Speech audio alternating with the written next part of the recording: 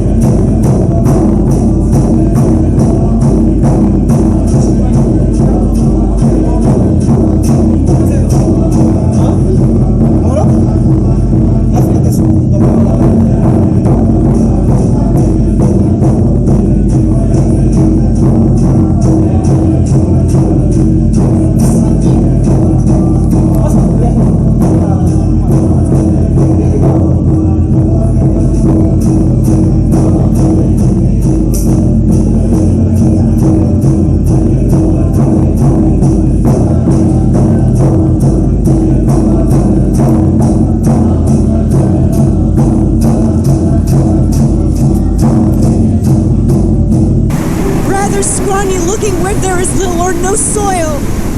Also a few junipers, Juniperus occidentalis, short and stout, with bright cinnamon-colored bark and gray foliage, standing alone mostly on the sun-beaten pavement, safe from fire, clean by slight joints. A sturdy storm-enduring mountaineer of a tree, living on sunshine and snow, maintaining good health on this diet for perhaps more than 1,000 years. Up towards the head of the basin I see groups of domes rising above the wave-like ridges, and some picturesque castellated masses, and dark strips and patches of silver fir, indicating deposits of fertile soil. Would that I could command the time to study them. What rich excursions one could make in this well-defined basin. Its glacial inscriptions and sculptures. How marvelous they seem. How noble the studies they offer. I tremble with excitement in the dawn of these glorious mountain sublimities. But I can only gaze and wonder, and, like a child, gather here and there a lily, half hoping I may be able to study and glory in years to come. The drivers and dogs had a lively, laborious time getting the sheep across the creek, the second large stream thus far that they had been compelled to cross without a bridge. The first being the north fork of the Merce near Bower Cave. Men and dogs, shouting and barking, drove the timid, water-fearing creatures in a close crowd against the bank. But not one of the flock would launch away. While thus jammed, the dawn and the shepherd rushed through the frightened crowd to stampede those in front. But this would only cause a brick backward, and away they would scamper through the stream bank trees and scatter over the rocky pavement. Then with the aid of the dogs, the runaways would again be gathered and made to face the stream. And again the compacted mass would break away, amid wild shouting and barking that might well have disturbed the stream itself and marred the music of its falls, to which visitors no doubt from all quarters of the globe were listening. Hold them there! Now hold them there! Shouted the dog. The front ranks will soon tire of the pressure and be glad to take to the water. Then all will jump in and cross in a hurry. But they did nothing of the kind. They only avoided the pressure by breaking back in scores and hundreds, leaving the beauty of the bank sadly trebled. If only one could be got to cross over, all would make haste to follow. But that one could not be found. A lamb was caught, carried across, and tied to a bush on the opposite bank, where it cried piteously for its mother. But though greatly concerned, the mother only called it back. That play on maternal affection failed, and we began to fear that we should be forced to make a long roundabout drive across the widespread tributaries of the creek in succession. This would require several days, but it had its advantages, for I was eager to see the sources of so famous a stream. Don Quixote, however, determined that they must ford just here, and immediately began a sort of siege by cutting down slender pines of a bank and building a corral barely large enough to hold the flock when well pressed together. And as the stream would form one side of the corral, he believed that they could easily be forced into the water. In a few hours, the enclosure was completed, and the silly animals were driven in and rammed hard against the brink of the ford. Then the dog, forcing a way through the compacted mass, pitched a few of the terrified unfortunates into the stream by main strength. But instead of crossing over, they swam about close to the bank, making desperate attempts to get back into the flock. Then a dozen or more were shoved off, and the dog, tall like a crane and a good natural waiter, jumped in after them, seized the struggling with her, and dragged it to the opposite shore. But no sooner did he let it go than it jumped into the stream and swam back to its prime companions in the corral, thus manifesting sheep nature as unchangeable as gravitation. Him with his pups would have had no better luck. I fear we were now pretty well baffled. The silly creatures would suffer any sort of death rather than cross that stream.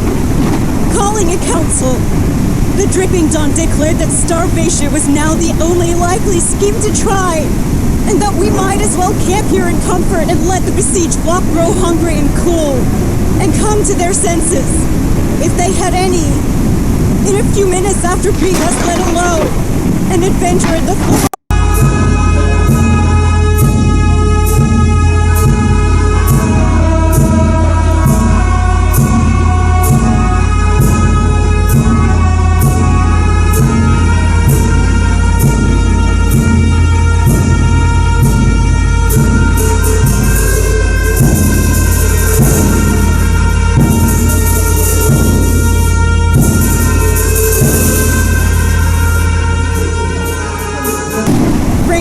In and swam bravely to the farther shore. Then suddenly all rushed in pell-mell together, trampling one another underwater, while we vainly tried to hold them back. The dog jumped into the thickest of the gasping, gurgling, drowning mass, and shoved them right and left as each was a piece of floating timber. The current also served to drift them apart. A long bent column was soon formed, and in a few minutes all were over and began baying and feeding as if nothing out of the common had happened. That none were drowned seems wonderful. I fully expected that hundreds would gain the romantic fate of being swept into Yosemite over the highest waterfall in the world. As the day was far spent, we camped a little way back from the ford, and let the dripping flock scatter and feed until sundown. The wall is dry now, and calm. Chewing pieces fallen on all the comfortable bed, leaving no trace of the watery battle. I have seen fish driven out of the water with less ado than was made in driving these animals into it. Sheep brain must surely be poor stuff. Compare today's exhibition with the performances of deer swimming quietly across broad and rapid rivers, and from island to island in seas and lakes, or with dogs, or even with the squirrel's back. As the story goes, cross the Mississippi River on selected ships, with tails for sails comfortably trimmed to the breeze. A sheep can hardly be called an animal. An entire flock is required to make one foolish individual. Thank you for joining me here in California's Yosemite National Park for this reading of My First Summer in the Sierra by John Muir.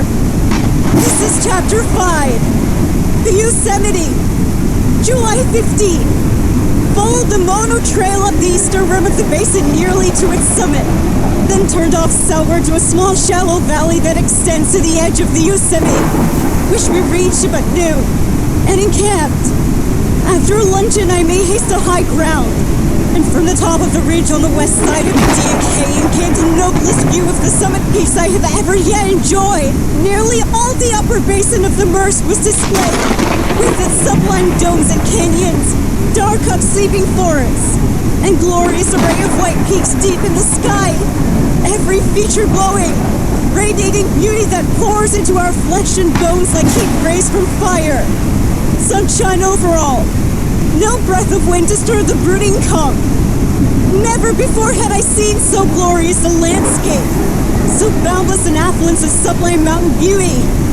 The most extravagant description I might give of this view to anyone who has not seen similar landscapes with his own eyes would not so much as hint its grandeur and the spiritual glow that covered it. I shouted and gesticulated in a wild burst of ecstasy, watched the astonishment of St. Bernard Carlo, who came running up to me, manifesting in his intelligent eyes puzzled concern that was very ludicrous. It had the effect of bringing me to my senses. A brown bear, too, it would seem, had been a spectator of the show I had made of myself, for I had gone but a few yards when I started one from a thicket of brush. He evidently considered me dangerous, for he ran away very fast, tumbling over the tops of the tangled manzanita bushes in his haste. Carlo drew back, with his ears depressed as if afraid, and kept looking me in the face, as if expecting me to pursue and shoot, for he had seen many a bear battle in his day. Following the ridge, which made a gradual descent to the south, and came at length to the brow of that massive cliff that stands between Indian Canyon and Yosemite Falls. And here the far-famed valley came suddenly into view throughout all.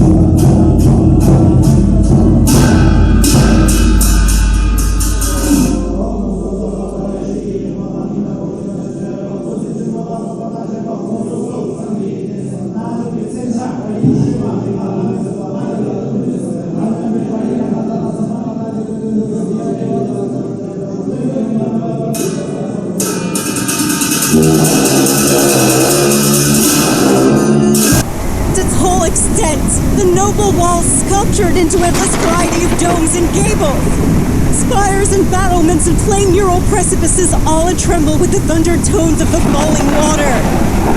The level bottoms seemed to be dressed like a garden, sunny meadows here and there, and groves of pine and oak. The river of mercy sweeping in majesty through the midst of them and flashing back the sunbeams.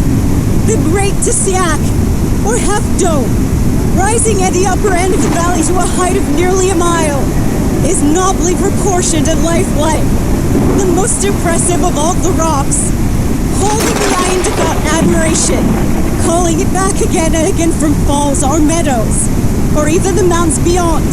Marvelous cliffs, marvelous in sheer dizzy depth and sculpture, types of endurance. Thousands of years heavy stood in the sky exposed to rain, snow, frost, earthquake, and avalanche. Yet they still wear the bloom of youth. I rambled along the valley rim to the westward. Most of it is rounded off on the very brink, so that it is not easy to find places where one may look clear down the face of the wall to the bottom. When such places were found, and I had cautiously set my feet and drawn my body erect, I could not help fearing a little that the rock might split off and let me down. And what a down! More than 3,000 feet! Still my limbs did not tremble, nor did I feel the least uncertainty as to the reliance to be placed on them. My only fear was that flake of the granite, which in some places showed joints more or less open and running parallel with the face of the cliff, might give way. After withdrawing from such places, excited with the view I had got, I would say to myself, now don't go out on the verge again, but in the face of Yosemite scenery cautious remonstrance is vain. Under its spell one's body seems to go where it likes with a will over which we seem to have scarce any control. After a mile or so of this memorable cliff work, I approached Yosemite Creek, admiring its easy, graceful, confident gestures as it comes bravely forward in its narrow channel, singing the last of its mountain songs on its way to its fate a few rods more over the shining granite, then down half a mile in showy foam to another world, to be lost in the mirth, where climate, vegetation, inhabitants, all are different. Emerging from its last gorge, it glides in wide lace-like rapids down a soothing climb into a pool where it seems to rest and compose its great, agitated waters before taking the grand plunge, then slowly slipping over a lip of the pool ace it. It descends another glossy slope with rapidly accelerated speed to the brink of the tremendous cliff. And with sublime, fateful confidence springs out free in the air. I took off my shoes and stockings and worked my way cautiously down alongside the rushing flood, keeping my feet and hands pressed firmly on the polished rock. The booming, roaring water, rushing past close to my head, was very exciting. I had expected that the sloping apron would terminate with the perpendicular wall of the valley, and that from the foot of it, where it is less steeply inclined, I should be able to lean far enough out to see the forms and behavior of the fall all the way down to the bottom. But I found that there was yet another small brow over which I could not see, and which appeared to be the steep from mortal feet. Scanning it keenly, I discovered a narrow shelf about 3 inches wide on the very brink, just wide enough for a rest for one's heels. But there seemed to be no way of reaching it over so steep a brow. At length, after careful scrutiny of the surface, I found an irregular edge of a flake of the rock some distance back from the margin of the torrent. If I was to get down to the brink at all, that rough edge, which by now her slight finger holds, was the only way.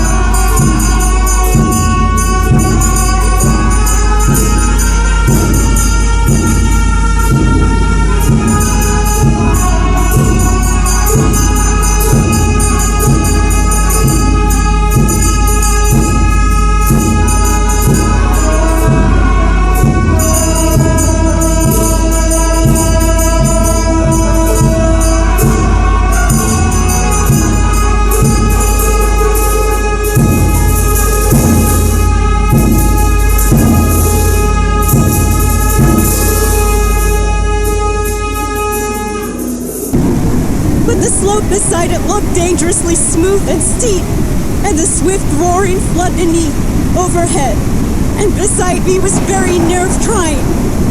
I therefore concluded not to venture farther, but did nevertheless. Tufts of artemisia were growing in clefts of the rock nearby, and I filled my mouth with the bitter leaves, hoping they might help to prevent giddiness. Then, with a caution not known in ordinary circumstances, I cut down safely to the little ledge, thought my heels well planted on it, then shuffled in a horizontal direction 20 or 3 feet until close to the outblending current, which, by the time it had descended thus far, was already white. Here I obtained a perfectly free view down into the heart of the snowy, chanting throng of comet-like streamers, into which the body of the fall soon separates. While perched on that narrow niche, I was not distinctly conscious of danger. The tremendous grandeur of the fall in form and sound and motion, acting at close range, smothered the sense of fear. And in such places, one's body takes keen care for safety on its own account. How long I remained down there, or how I returned, I can hardly tell. Anyhow, I had a glorious time, and got back to camp about dark, enjoying triumphant exhilaration soon followed by dull weariness. Hereafter I'll try to keep from such extravagant, nerve-straining places. Yet such a day is well worth venturing for. My first view of the High Sierra, first view looking down into Yosemite, the death song of Yosemite Creek, and its flight over the vast cliff. Each one thesis of itself enough for a great lifelong landscape fortune, a most memorable day of days enjoyment enough to kill if that were possible. July 16! My enjoyments yesterday afternoon, especially at the head of the fall, were too great for good sleep. Kept starting up last night in a nervous tremor, half awake. Then seeing that the foundation of the mountain we were camped on had given way and was falling into Yosemite Valley. In vain I roused myself to make a new beginning for sound sleep. The nerve strain had been too great, and again I dreamed I was rushing through the air above a glorious avalanche of water and rocks. One time, springing to my feet. I said, this time it is real, all must die. And where could mountaineer find a more glorious death? Let's camp soon after sunrise for an all-day ramble eastward. Cross the head of Indian Basin, forested with Abies magnifica, underbrush mostly Ceanothus cordialis and manzanita, a mixture not easily trampled over or penetrated, for the Ceanothus is thorny and grows in dense snow-pressed masses, and the manzanita has exceedingly crooked, stubborn branches.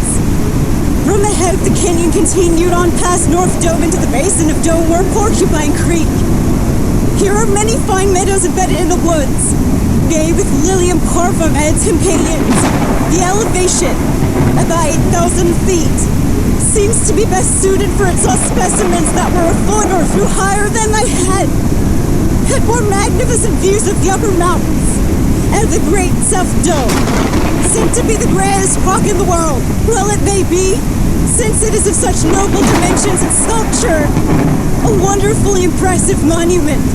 Its lines exquisite in fineness, and though sublime in size, is finished like the finest work of art, and seems to be alive.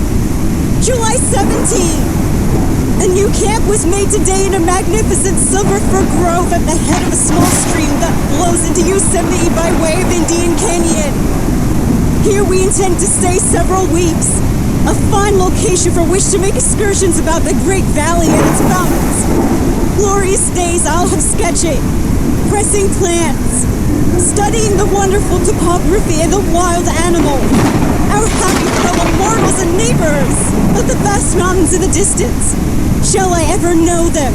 Shall I be allowed to enter into their midst and dwell with them? We were pelted about noon by a short, heavy rainstorm, sublime thunder reverberating among the mountains and canyons. Some strokes near, crashing, ringing at the tense crisp air with startling keenness, while the distant peaks loomed gloriously through the cloud fringes and sheets of rain. Now the storm is past, and the fresh washed air is full of the essences of the flower gardens.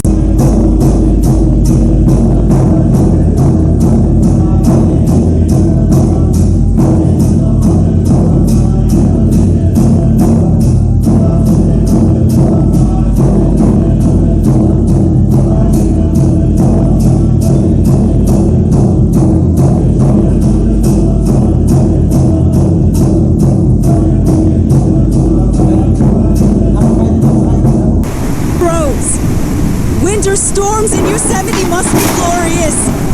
May I see them? Have got my bed made in our new camp. Fleshy, sumptuous, and deliciously fragrant. Most of it magnifica for plumes, of course, with a variety of sweet flowers at the pillow. Hope to sleep tonight without tiring nerve dreams. Watch a deer eating Ceanothus leaves and twigs. July 18th. Slept pretty well. The valley walls did not seem to fall, though I still fancied myself at the brink, alongside the white, plunging flood, especially when half asleep. Strange the danger of that adventure should be more troublesome now that I am in the bosom of the peaceful woods, a mile or more from the fall.